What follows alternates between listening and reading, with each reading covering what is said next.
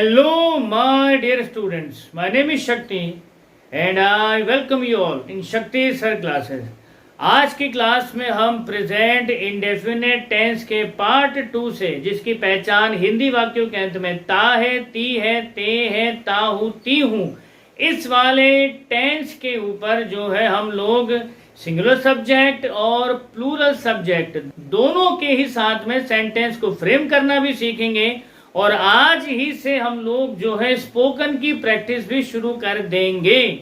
नमस्कार दोस्तों, अगर आप हमारे चैनल पर नए हैं और आपको वीडियो अच्छी लगती है तो चैनल को सब्सक्राइब करिएगा और लाइक और शेयर करना ना भूलिएगा। तो चलिए शुरू करते हैं बिना एक पल गवाए हमारा प्रेजेंट इंडेफिनेट टेंस के पार्ट 2 का सेंटेंस फ्रेमिंग और स्पोकन की प्रैक्टिस। चलिए शुरू करते हैं।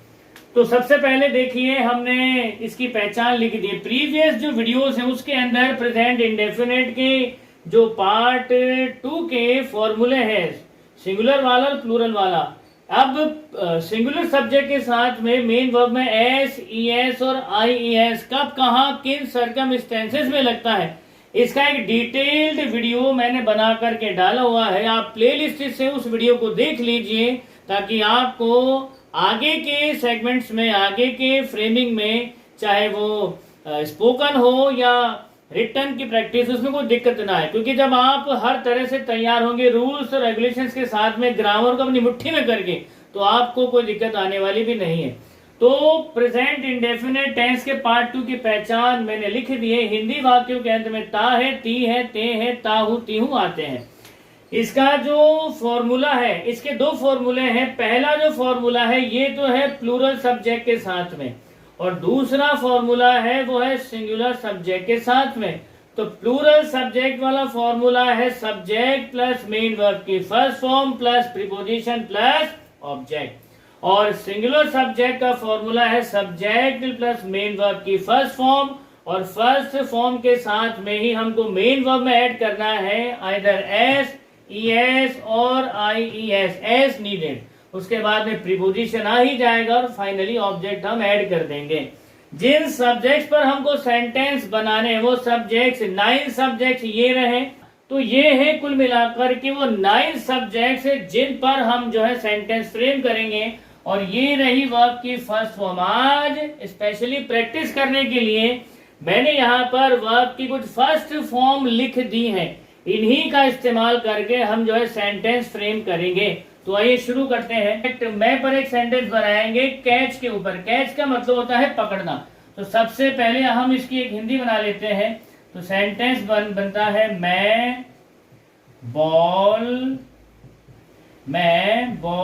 को पकड़ता हूँ। मैं बॉल को पकड़ता हूँ। मैं बॉल को पकड़ता हूँ। अब इसकी हमको जो है, इसको जो है हमको कन्वर्ट करना है इंग्लिश के अंदर। तो ये रहा फॉर्मूला। सब्जेक्ट है मैं, तो ये लगा दिया हमने आई। सब्जेक्ट मैं है तो हमने आई लगा दिया। फॉर्मूले के अंदर मेन वर्ब है तो मेन वर्ब ये रही पकड़ता हूँ। जैसा मैंने पहले भी कहा था, ये रहा हमारा सब्जेक्ट, ये रहा हमारा ऑब्जेक्ट, ये रहा हमारा प्रीपोजिशन, और ये रही हमारी वर्ब। अब मेन वर्ब इसको क्यों कहा? क्योंकि यहाँ पर इस वर्ब के अलावा कोई दूसरी और वर्ब नहीं है किसी भी रूप में, ऑब्जेक्ट के रूप में, किसी और रूप में। तो हम इसको मेन वर्ब ही कहते हैं मेनली। तो फॉर्मूले के अंदर हमेशा मेन वर्ब के तहत ही हम इसको सीखते हैं। क्योंकि जब आप और आगे सेंटेंस उसको लिखना और बोलना सीखते हो, और सेंटेंस जब आगे और कॉम्प्लिकेटेड होते जाते हैं, तो आपको जो है समझना पड़ता है कि पूरे सेंटेंस में मुख्य क्रिया कौन सी है और सप्लीमेंट्री वर्ब कौन सी है जो सेंटेंस बनाने में हेल्प कर रही है। तो ये है हमारा पूरा स्ट्रक्चर। तो इसके अकॉर्डिंग हमने सब्जेक्ट आई ले ही लिया। अब फॉर्मूले के अकॉर्डिंग आएगी वर्ब। वर्ब है पकड़ता हूँ। पकड़ने की स्पेलिंग कैच होती है, तो ये हमने कैच ऐसे कैसे लिख दिया, आई कैच।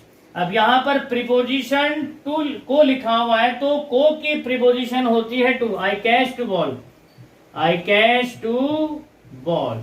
तो ये बन गया हमारा एक सिंपल सेंटेंस प्रेजेंट इंडेफिनेट के प्लूरल सब्जेक्ट में। अब इसी को हम जो है लिखते हैं सिंगुलर सब्जेक्ट के साथ में, ताकि आप समझें कि कहां पर क्या चेंजेस हो रहे हैं। अब इसी सेंटेंस को हम सिंगुलर सब्जेक्ट के साथ में लेंगे। ये रहा सिंगुलर सब्जेक्ट, तो यहां पर हम सेंटेंस लिखते हैं वह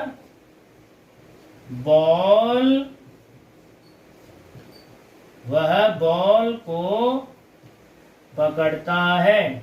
वह बॉल को पकड़ता है। वह बॉल को पकड़ता है। ये हमारा सिंगुलर सब्जेक्ट के साथ हमने एक हिंदी वाला सेंटेंस फ्रेम किया। अब हम इसको कन्वर्ट करेंगे इंग्लिश के अंदर अकॉर्डिंग टू द फॉर्मूला। तो ये रहा हमारा सब्जेक्ट, इसके जस्ट बाद में है ऑब्जेक्ट, ये हो गई प्रीपोजिशन और ये हो गई वर्ब। तो फॉर्मूले के अकॉर्डिंग आइए इसको हम फ्रेम कर देते हैं। तो वह बॉल को पकड़ता है। ता है मीन्स ये लड़का है। पहचान देखिए सबके अंदर वो आ रही है, जो पहचान जो है यूजुअली सिंबलाइज करती है प्रेजेंट इंडेफिनिट के पार्ट 2 को। तो वह बॉल को पकड़ता है। पकड़ता है तो लड़का है और ती है तो लड़की है। तो वह बॉल को पकड़ता है तो हमारी इंग्लिश बनेगी वह के लिए हमने लगा दिया ही, क्योंकि लड़का है ये, तो ये हमने लगा दिया ही। उसके बाद में हमको लगानी है वर्ब। तो वर्ब यहाँ पर वही है कैच। तो CATCH यहां तक हमने कर लिया। अब फॉर्मूले के अंदर जो है SES और IES लिखा हुआ है। अब इसमें हम क्या ऐड करें, तो इसमें हमको कहाँ क्या ऐड करना है इसके रिगार्डिंग एक डिटेल्ड वीडियो मैंने बना के ऑलरेडी डाला हुआ है। आप प्लेलिस्ट में जाकर के उसको देख सकते हैं। तो बजाय उस चीज को एक्सप्लेन करने के हम सीधा आते हैं पॉइंट के ऊपर। तो यहाँ पर ये जो मेन वर्ब है CH पर एंड हुई है, तो हम इसके एंड में जोड़ देंगे ES। तो ये बन गया कैचेस। तो वर्ब हमारी हो गई है, प्रीपोजिशन है को, तो इसके लिए हमने लगा दिया टू, और ऑब्जेक्ट हमारी बॉल है ही, तो हमने यहाँ पर लगा दिया बॉल। तो सेंटेंस बना ही कैचेस टू बॉल, और फुल स्टॉप लगा करके सेंटेंस को हम खत्म कर देंगे। तो ये तो था पहला प्रैक्टिस। अब इसके बाद में इसी क्रम में हम आगे और सेंटेंसेस को फ्रेम करते चले जाते हैं। अब हम लेते हैं सब्जेक्ट वी। अब हम सब्जेक्ट लेंगे वी और एक नया सेंटेंस फ्रेम करेंगे। अब हम सब्जेक्ट लेते हैं वी हम, और एक नया सेंटेंस हम फ्रेम करते हैं। चलिए शुरू करते हैं। तो सबसे पहले हम ले लेते हैं हम। तो सबसे पहले हमने ले लिया सब्जेक्ट हम, और वर्ब हम ले लेते हैं ब्रश। तो ब्रश से हम एक सेंटेंस को फ्रेम करेंगे। तो सीधा सा हम करते हैं हम सुबह अपने दांत साफ करते हैं। हम सुबह दांत साफ करते हैं।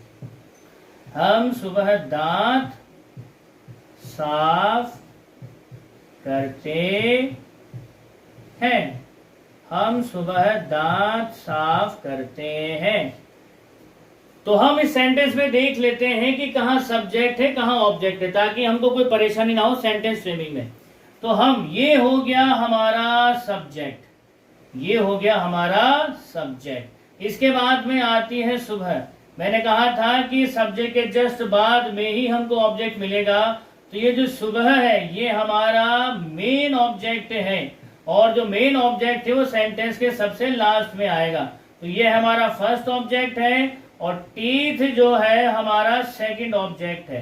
टीथ भी हमारा ऑब्जेक्ट ही है, लेकिन ये सेकंड ऑब्जेक्ट के रूप में यहाँ पर आया है। और उसके बाद में वर्ब है। वर्ब है, ये हो गई क्लीन, साफ करते हैं, ये हमारी हो जाती है वर्ब। तो चलिए सेंटेंस को फ्रेम करते हैं। तो according to the formula sentence में सबसे पहले हम लगाएंगे सब्जेक्ट। सब्जेक्ट है हम की इंग्लिश होती है वी।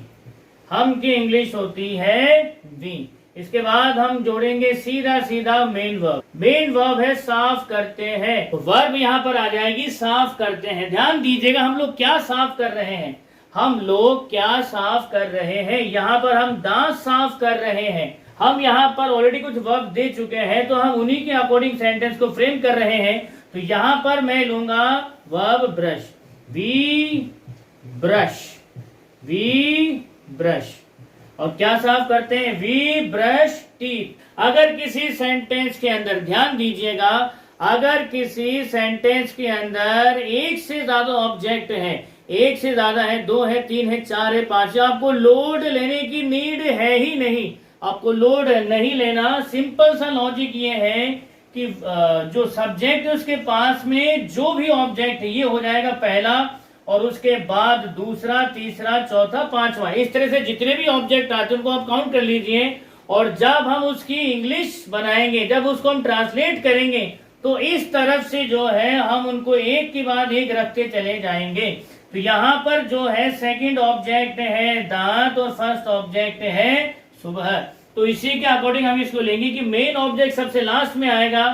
तो इस तरफ से जो भी ऑब्जेक्ट दिए गए हैं उनकी अंग्रेजी बनाते समय हम लोग उल्टा चलते हुए उन ऑब्जेक्ट्स को लेंगे। जैसे सुबह और दांत है तो इंग्लिश, हिंदी में तो हमने यूं लिखा आगे, लेकिन जब हम इंग्लिश में कन्वर्ट करेंगे तो इस तरह से ऑब्जेक्ट को लिखेंगे, पहले ये वाला लेंगे और लास्ट में ये वाला लेंगे। तो सेंटेंस आगे बढ़ता है, we brush teeth, we brush teeth. अब यहाँ पर सेंटेंस के अकॉर्डिंग आगे आता है प्रीपोजिशन। अब प्रीपोजिशन यहाँ फॉर्मूले में है, लेकिन यहाँ पर जो है सेंटेंस के अंदर हम देख रहे हैं कि प्रीपोजिशन वर्ड हमको कहीं दिखाई नहीं दे रहा। अब ध्यान दीजिएगा, यही वो मिसिंग पार्ट है, मिसिंग लिंक है, जो यूजुअली बच्चों को और जो स्पीकर्स हैं अंग्रेजी बोलना चाह रहे हैं उनको कंफ्यूज करता है कि यार कई बार हमने जो है ऐसे सेंटेंस देखे हैं जिन सेंटेंसेस के अंदर हिंदी में प्रीपोजिशन नहीं है, लेकिन इंग्लिश वर्ड्स में, इंग्लिश सेंटेंस में प्रीपोजिशन लगा हुआ है। तो आज इसकी जो टेक्निकल एक क्वालिटी है मैं आपको एक्सप्लेन कर रहा हूं, ध्यान दीजिएगा। प्रीपोजिशन एक ऐसा शब्द है सेंटेंस के अंदर जो सब्जेक्ट और ऑब्जेक्ट के बीच में लिंक स्थापित करता है, लेकिन कई सारे ऐसे हिंदी के अंदर सेंटेंसेस बोले जाते हैं जिनमें हम लोग प्रीपोजिशन का इस्तेमाल नहीं करते हैं, जिनमें हम प्रीपोजिशन का इस्तेमाल करते ही नहीं है। लेकिन ऐसे बहुत सारे इंग्लिश के ऐसे सेंटेंसेस हैं जिनके अंदर जो है प्रीपोजिशन वर्ड ऐड किया हुआ होता है, लेकिन जब ट्रांसलेशन करते हैं हिंदी में तो वो ट्रांसलेशन करते समय जो है हिंदी में उस प्रीपोजिशन को हम नहीं बोलते हैं। ध्यान से सुनिएगा, इंग्लिश की सही फ्रेमिंग करने के लिए सेंटेंसेस की, स्पोकन की, रिटन की, आपको थोड़ा सा अटेंशन पे करना है कि इस प्रीपोजिशन वर्ड की जहां पर इसेंशियली रिक्वायरमेंट है इंग्लिश फ्रेमिंग के अंदर सेंटेंस में, भले ही चाहे आपके दिमाग में वो प्रीपोजिशन वर्ड हिंदी सोचते समय आ रहा हो चाहे नहीं आ रहा, लेकिन अगर इसेंशियल है तो आप उसको वहां पर ऐड करेंगे। लेकिन अगर वहां पर नीड नहीं है तो जबरदस्ती से प्रीपोजिशन वर्ड को वहां ऐड करने की कोई आवश्यकता भी नहीं है। लेकिन इस वाले में जो है बहुत जरूरी है, क्योंकि हम नेक्स्ट ऑब्जेक्ट को जब इसमें बताएंगे तो प्रीपोजिशन के साथ में सुटेबल होगा। तो सेंटेंस आगे बढ़ता है, वी ब्रश टीथ, और आगे in morning, we brush teeth in morning, we brush teeth in morning. तो ये तो था प्लूरल सब्जेक्ट के साथ में। अब हम इसको फ्रेम करते हैं सिंगुलर सब्जेक्ट के साथ में। अब इसको हम फ्रेम करेंगे सिंगुलर सब्जेक्ट के साथ में। तो सिंगुलर सब्जेक्ट हम ले लेते हैं शी, सिंगुलर सब्जेक्ट ले लेते हैं हम शी। वह सुबह दांत साफ, वह सुबह दांत साफ करती है, वह सुबह दांत साफ करती है। तो वह के लिए हम ले लेंगे शी, क्योंकि ती है, पहचान हमारी आ ही गई है इसमें। तो यहाँ पर हम बनाएंगे, यहाँ पर हम लिखेंगे शी। शी अब आएगी वर्ब, साफ करती है, तो यहाँ पर हम लिख देंगे ब्रशेस, वर्ब की फर्स्ट फॉर्म BRUSH, और SH पर एंड हुआ, सिंगुलर सब्जेक्ट है तो इसके अंदर हम जोड़ेंगे ES, तो यह हो जाएगा ब्रशेस। फिर उसके बाद में हमको लगाना है फर्स्ट ऑब्जेक्ट, क्योंकि इसमें 2 ऑब्जेक्ट थे, तो फर्स्ट ऑब्जेक्ट लगाना है टीथ। तो फर्स्ट ऑब्जेक्ट हमको लगाना है टीथ, उसके बाद हमको लगानी है प्रीपोजिशन, और उसके बाद हमको मेन ऑब्जेक्ट लगाना है मॉर्निंग। तो इस तरह से हमारा दूसरा सेंटेंस भी फ्रेम हो गया। तो इस तरह से हम लोग जो है सेंटेंसेस को जो है फ्रेम करेंगे अलग अलग सब्जेक्ट के साथ में। तो कैच और ब्रश पर मैंने बना दिया है। अब गो, प्ले, ब्यूटी, फ्लाई, रन, ये सेंटेंस बचे हैं। अब इनको आप किस तरह से प्रैक्टिस करोगे, ध्यान दीजिएगा। आपको जो है इन 9 के 9 सब्जेक्ट्स के ऊपर, ये जो 9 सब्जेक्ट्स हैं, I, we, you, they, he, she, it, singular noun और प्लूरल नाउन, इन सभी के ऊपर जो है इन सेंटेंस को फ्रेम करना है। एक बार मैं आपको बता रहा हूं किस तरह से। पहले लिख करके करेंगे, फिर आप बोल करके करेंगे। तो जैसे जैसे आप दोनों मैनर में करेंगे तो आपकी रिटन स्किल्स भी आएगी और स्पोकन स्किल्स भी आती चली जाएगी। तो थोड़ी सी स्पोकन की प्रैक्टिस हमको कैसे करनी है वो देख लेते हैं। तो सेंटेंस हम वही लेंगे। सबसे पहले हम आई का ले लेते हैं। चलिए ठीक है, आई से बनाते हैं। मैं सुबह दांत साफ करता हूं। मान लीजिए एक सेंटेंस लिया हमने, मैं सुबह दांत साफ करता हूं। यहां पर ये जो सेंटेंस है, हम सुबह दांत साफ करते हैं, इसमें हम लोग फर्स्ट पर्सन आई से एक सेंटेंस फ्रेम करते हैं। मैं सुबह दांत साफ करता हूं, तो इसकी इंग्लिश बन जाएगी I brush teeth in morning. फिर इसी को लेके चलेंगे प्लूरल में। We brush teeth in morning, you brush teeth in morning, they brush teeth in morning, he brushes teeth in morning, she brushes teeth in morning, it brushes teeth in morning, Ram brushes teeth in morning, boys brushes teeth in morning।